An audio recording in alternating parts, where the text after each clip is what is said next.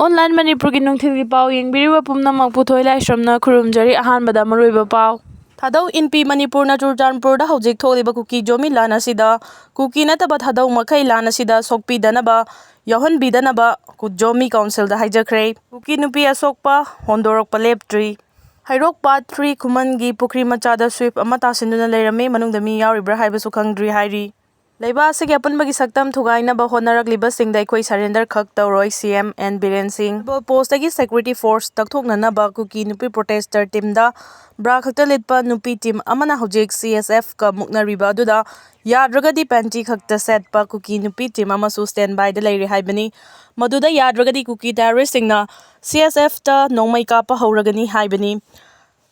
Bralit P Nupi Singh aduda Security Force na torch tawre haidana video namlaga extra thagat pa hore masana masagi furit sagai jabi team amasu yauribani Erang Collecting da tear gas cell kaplaga tantho o haibiu natragadi Kuki singna semba viral video gi pressure dagi lali chumi khangdrana higher authority na sabo post hauji mungnariba Security Force sing adu Ministry of Home Culture gi portal da Anglo Kuki war 1917 to 19 Ukhrul district ki Longpi khungang da thoki haina hablakpada Ukhrul gi miyam mai hauna saure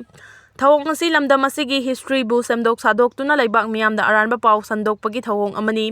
Ukhrul district ki manung chanbada lairiba tangkhul miyam na khunda laita duna lairiba Longpi khungang da Anglo Kuki war thokiba laite haina Longpi village chief na phongdokre chahi asigi haukiba November 3 ta Ukhrul district ki Longpi Kajoi village ki chief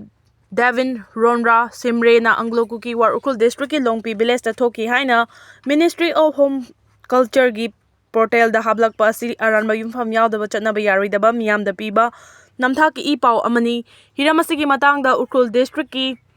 Deputy Commissioner da aiba che pisinduna hariba aranba pau sandokliba asigi matang da yengsinduna mari leinaba authority da taksinduna hariba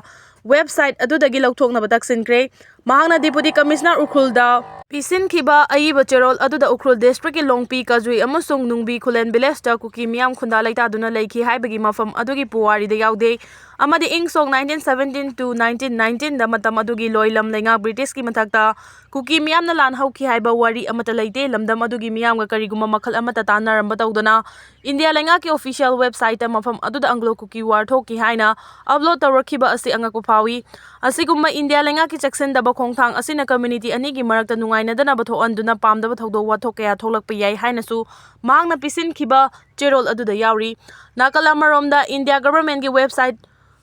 Amrit Mahotsav NIC in the Digital District Repository section gi makhada Ukhrul gi Longpi khungangda Anglo Kuki war ri 1917 to 1919 thoki haina upload tawrakhibani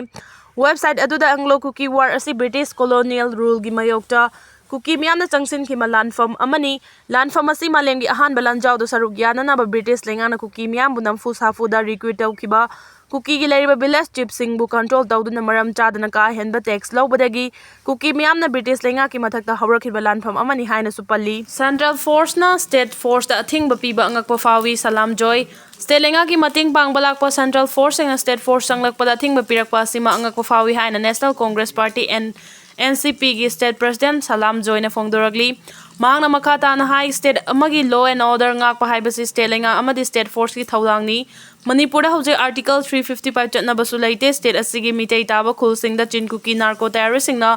bom yauna nomai kapsilakpagi thawongsu lepa leitri Kuki terrorist singi thawong asibu lakshinaba State Force singna Erang Thokliba mafam singda changshinba matamda Central Force na thingba piriba sida Manipur khakta natana India amadi malengi miyamna angakpa fawgani asiguma thawong asidi Central lengakna atamnana chatha hanba mali haina sumahangna phongdoki